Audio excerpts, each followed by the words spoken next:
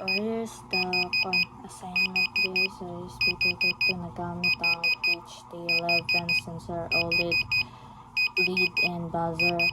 So ako siyang i-explain ang pin-to-pin connectivity. Ang 3v3 ug ang ground gikan sa ESP32 niya kay nagasilbing nakasumpay sa power rail sa breadboard aron magsilbing common supply sa tanan components. Then ang OLED display is darang kaning red wiring is the naka-connected siya sa nakapin siya sa 3v3.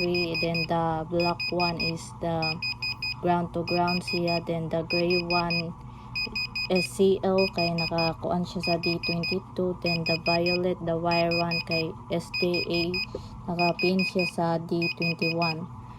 Then which is the buzzer, ang negative pin nakakonekta sa ground rail samtang ang positive pin nakadiretso sa kuan GPIO 4 niya. Then ang lead niya kay lead ang red o green. Ang negative legs ani kay ang cathodes kay connected siya sa ground rail samtang ang positive legs anodes kay naay series resistor nga nakadirekta sa D810 o D19.